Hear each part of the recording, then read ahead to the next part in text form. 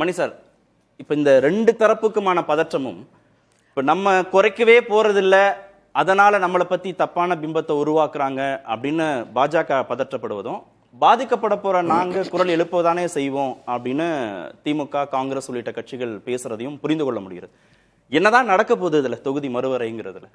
இது ரொம்ப காம்ப்ளிகேட்டடான சப்ஜெக்ட் தான் கார்த்திகேயன். இது வெறும் அரசியல்வாதிகள் அவங்க நோக்கத்துக்காக பேசுகிறாங்க. எல்லாருக்கும் இதில் ஒரு அரசியல் இருக்குன்றதையும் நம்ம முதல்ல புரிஞ்சுக்கணும். இது நீங்கள் சொன்ன மாதிரி சட்டத்தில் 26 நம்ம டீலிமிட்டேஷனை நோக்கி நகரணும். மக்கள் தொகை அடிப்படையில் தான் டீலிமிட்டேஷன்றது தான் நடைமுறையில் இருக்குது. நாம பேசிட்டு இருக்க இந்த நிமிஷம் வரைக்கும் அப்படிதான் இருக்குது. 2 முறை 50 ஆண்டுகள், 25 ஆண்டுகள் இந்திரா காந்தி, 25 ஆண்டுகள் வாஜ்பாயும் அதை தள்ளி வச்சாங்க, ஃப்ரீஸ் பண்ணாங்க, மாற்றி அமைக்கல. பெர்பெச்சுவலாக ஃப்ரீஸ் பண்ண முடியாது, அது ஒரு சிக்கல் இருக்குது. தொடர்ச்சியாக இப்போ அடுத்த 25 ஆண்டுகளுக்கு நம்ம வைக்கிறோன்னா 75 ஆண்டுகள் ஆகிடும். மக்கள் தொகை ஸ்டெபிலைஸ் ஆகிறதுக்கு இன்னும் 50 ஆண்டுகள். அவங்க டாக்டர் சொன்ன மாதிரி யாழினி சொன்ன மாதிரி பை 2017 தான் ஈவன் பை கன்சர்வேட்டிவ் மேத்தமெட்டிக்கல் ஃபார்முலாஸில் அதுக்கும் உத்தரவாதம் கிடையாது. It's a very dicey situation தான் இது. மக்கள் தொகை அடிப்படையில்னு வரும்பொழுது இப்போ நமக்கு 18 to 20 லட்சம்னா, பீகார்லலாம் சில இடங்களில் ஐ திங்க் என்னுடைய நினைவுகள் சரியாக இருக்கணும், ஓவர் 34 lakhsக்கு மேலெலாம் ஒரு எம்பிஸ் இருக்காங்க. 14 crores அவர் சொன்ன மாதிரி 14 crores-க்கு 40 seats, நமக்கு கிட்டத்தட்ட 8 crores-க்கு கிட்டத்தட்ட 40 seats, 39-40 seats. இதில் பிரச்சனையே நான் பார்க்குறது என்னென்னா, மத்திய அரசு தொடர்ச்சியாக ஒரு அச்சத்திலேயே மக்களை வைத்திருக்க விரும்புகிறது. நேற்றைக்கு அமித்ஷா அவர்கள் மத்திய உள்துறை அமைச்சகத்துக்கான அந்த மானிய கோரிக்கை விவாதத்துக்கு பதிலளித்து மாநிலங்களவையில் பேசும்பொழுது இதை பற்றி எதுவுமே அவர் பேசலை. அவர் கோயம்புத்தூரில் என்ன பேசுகிறான்றது முக்கியம் இல்லை, பார்லிமெண்ட்டில் என்ன பேசுகிறான்றது முக்கியம். நம்ம எல்லாரும் டீலிமிட்டேஷனை பற்றி பேசுகிறோம் கார்த்திகேயன். இதை விட முக்கியமான விஷயம் சென்சஸ். ஈவன் பை அடுத்த வருஷம் ஒரு கம்பல்ஷனில் மோஸ்ட் ப்ராபப்ளி அவங்க ஒரு 5 years கூட 10 years இல்லாட்டி 5 years கூட கான்ஸ்டியூஷன் அமெண்ட்மெண்ட்டை கொண்டு வரலாம். அதுக்கு ஒரு ரீசனும் இருக்குது, நான் அதை சொல்கிறேன். பட் அதை விட முக்கியமானது சென்சஸ். ஏன்னா இப்போ நம்ம எடுக்கக்கூடிய எல்லா சென்சஸுமே 2011 அடிப்படையில் தான் நம்முடைய எல்லா திட்டங்களும் போடப்படுகின்றன, மத்திய அரசு, மாநில அரசு எல்லாமே. இதில் ரொம்ப கொரோனானால எடுக்கல. அது கொரோனான்றது ஒரு காரணம். கொரோனாவால் பல நாடுகள் எடுக்காமல் இருந்து 22 எடுத்தாங்க, 23 பல நாடுகள் எடுத்து முடிச்சிட்டாங்க, 25 இருக்கும், 26 எடுப்பதற்கான எந்த உத்தரவாதமும் இல்லை. 2011 சென்சஸில் எடுக்கிறதுல இருக்க பெரிய ஆபத்து என்னன்னா, பல மக்கள் நல திட்டங்கள் அந்த சென்சஸில் போகிறதால நிறைய பேர் பாதிக்கப்படுறாங்க.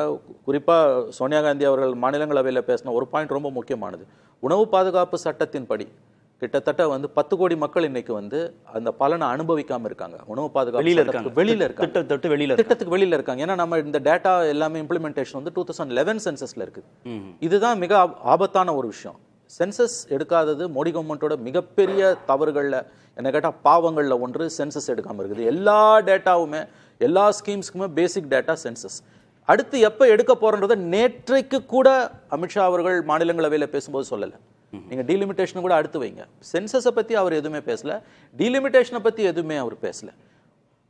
5 மாநிலங்களோட முதலமைச்சர்கள், தென் மாநிலங்களோட முதலமைச்சர்களை உட்காந்து பேசுகிறாங்கன்னா அவங்கள நீங்கள் ஒதுக்கிட முடியாது. அவங்களுக்கு நோக்கங்கள் இருக்கலாம். இந்த கூட்டத்தை கூட்டிய ஸ்டாலின் அவர்களுக்கு கூட அரசியல் நோக்கம் இருக்கலாம், அதெல்லாம் நான் மறுக்கல. பட் அவங்க எழுப்பியிருக்க பிரச்சனை ரொம்ப முக்கியமான பிரச்சனை. அதை சாதாரணமாக நம்ம கடந்து போவது நிழல்னு சொல்கிறாங்க. இல்லை, அது ஜோக்கு நிழல்ன்றதுலாம் ரொம்ப தவறான வார்த்தை. நீங்கள் அந்த முதலமைச்சரையோ அந்த கட்சியோ இல்லை வாக்களித்த மக்களை இழிவுபடுத்துறீங்க.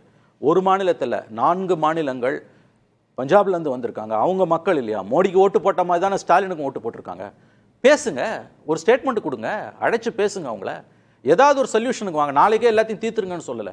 இப்படி ஒரு கன்சர்ன் இருக்குதுன்னு போது அதை அட்ரஸ் பண்ண வேண்டியது ஒரு பிரதமரோட வேலையா இல்லையா? அவர் எல்லாருக்கும் தானே. தமிழ்நாட்டுக்கான எண்ணிக்கை குறையாதுன்னு ஒரு மெரிட்ஸ்குள்ள போலங்க, மெரிட்ஸ் ஆஃப் த கேஸ்க்குள்ள போல. அது கூடுது குறையுது, பர்சன்டேஜ் வைஸ் எப்படி வருது, அதெல்லாம் செகண்டரி கார்த்திகேயன். ஃபர்ஸ்ட் ஒரு எலெக்டட் கவர்மெண்ட், மக்களால் தேர்ந்தெடுக்கப்பட்ட ஒரு அரசு, ஓட்டு போட்டவன் போடாதவன் எல்லாருக்கும் இவர் தான் பிரதம மந்திரி, நரேந்திர மோடி தான் பிரதம மந்திரி.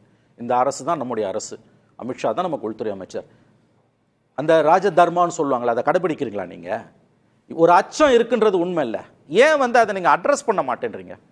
நீங்கள் மக்கள் தொகை அடிப்படையில் கூட செய்யறதை நியாயப்படுத்தி பேசுங்க. அதில் இருக்க நியாயங்களை நான் புரிஞ்சுக்கிறேன்னு தான் நான் சொன்னேன். நீங்கள் 71 சென்சஸை வச்சுக்கிட்டு இன்னைக்கு தொகுதி மறுவரை என்ற கோரிக்கை ஏற்புடையது அல்ல. அது நடைமுறைக்கு ஒத்தும் வராது.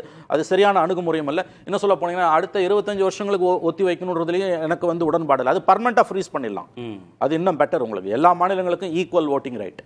இப்போ அமெரிக்காவில் இருக்க மாதிரி 50 மாகாணங்களுக்கும் ஈக்குவல் ஓட்டிங் ரைட்ஸ் தான். உள்ளாட்சி பிரதிநிதிகள் தான் எண்ணிக்கை கூடுமே ஒழிய செனட் சபையில் கூட போகிறது கிடையாது. அந்த மாதிரி இந்த நம்பரை கூட ஃப்ரீஸ் பண்ணுங்க. பட் எல்லா ஸ்டேட்டுக்கும், அது மணிப்பூர்லேருந்து ஊபி வரைக்கும் எல்லா ஸ்டேட்டுக்கும் நீங்க ஈக்குவல் ரெப்ரசன்டேஷன் கொடுங்க. இதுதானங்க உண்மையான ஃபெடரல் ஸ்ட்ரக்சர். சரி, ஒரு பிரச்சனை வந்துடுச்சு, நீங்க ஏன் பேச மறுக்கிறீங்க? ஏன் ஒரு பெர்பெச்சுவலா ஒரு ஃபியர்லயே நீங்க மக்களை வச்சிருக்கீங்க? இப்ப பிரச்சனை அதுதான். நீங்க அந்த மெரிட்ஸுக்குள்ள கூட மக்களுக்கா கட்சிக்கா அந்த பயம், அதனால அவங்க பேசாம இல்லைங்க. இது நான் அதை தான் சொன்னேன். ஸ்டாலின் அவர்கள் இந்த பிரச்சனையை கிளப்பினதுக்கு உள்ளூர் காரணங்கள், லோக்கல் இஷ்யூஸ், ஸ்டேட்ல இருக்கக்கூடிய பிரச்சனைகள் கூட காரணமாக இருக்கலாம். நான் அதை மறுக்கவில்லை. பட் இஷ்யூ அவ்வளவு சுலபமா அதை ட்ரைவலைஸ் பண்ணாதீங்க. அவர் எழுப்பியிருக்கக்கூடிய பிரச்சனை என்பது ரொம்ப நியாயமான ஒரு பிரச்சனை. ஏங்க அவர் மட்டும்தான், ஏன் பினராயி விஜயன் ஏன் வராரு? தெலுங்கானா முதலமைச்சர் ஆல்மோஸ்ட் என்டையர் சவுத் இந்தியா இருக்குது, பஞ்சாப் இருக்குது. சிரோன்மணி அகாலிதளம் சிரோன்மணி அகாலிதள் இவ்வளவு நாள் இந்தியா கூட்டணியோட கைகோர்க்காத சந்திரசேகர ராவ் வந்திருக்காரு.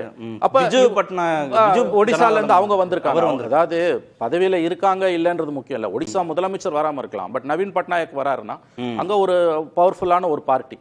அப்ப இவ்வளவு மாநிலங்கள் இந்த பிரச்சனையை கிளப்பும் போது நீங்க ஏன் வாயை திறக்காம இருக்கீங்க? ஏன் ஒரு அமைதி?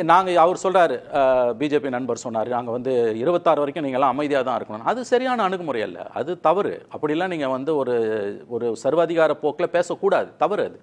ஒரு எலெக்டட் கவர்மெண்ட் இங்க இருக்குது. இந்த கவர்மெண்ட் மேல நமக்கு 1000 விமர்சனம் இருக்குது. ஆனா இது மக்களால் தேர்ந்தெடுக்கப்பட்ட அரசு. அவர் எழுப்பி இருக்கக்கூடிய பிரச்சனை ரொம்ப நியாயமான பிரச்சனை. அதுக்கு நோக்கம் இருக்கலாம். பாலிடிக்ஸ் அப்படிதான் ஃபங்க்ஷன் ஆகுது. எல்லாருக்குமே ஒரு உள்நோக்கத்தோட தான் அரசியல் பண்ணுவாங்க. அப்ப இவ்வளவு முதலமைச்சர்களும் வராங்க, நம்முடைய முதலமைச்சர் அதை முன்னெடுக்கிறார்னு போது நீங்க பேசுங்களேன். அடுத்த கூட்டங்களுக்கும் அவங்க திட்டமிடுறாங்க. ஹைதராபாத்ல அடுத்த கூட்டம், இப்ப அடுத்த கூட்டத்துக்கு அவங்க போறாங்க இல்லையா? அப்ப அந்த பெர்பெச்சுவலா அந்த ஹீட் அவங்க சஸ்டெயின் பண்றாங்க. அட் சம் பாயிண்ட் அவங்க பேசிதான். இப்ப ஒரு நல்ல முடிவு என்னன்னா, இந்த எம்பிஸ்லாம் போய் பிரதமரை பாக்குறாங்க. முதல்ல குடியரசுத் தலைவரை பாக்குறதா இருந்தது. ஆக்சுவலா அதை விட பெட்டர் பிரைம் மினிஸ்டர் பாக்குறது. நம்முடைய பிரதமர் போய் ஃபார்மலா ரெப்ரசன்ட் பண்ணுவோம். அவங்க அப்படி அதுக்கு மேலேயும் அவங்க செயல்படலைன்னா பிரச்சனையை தெருக்களுக்கு தான் நம்ம கொண்டு போகணும். we have to take it to the streets.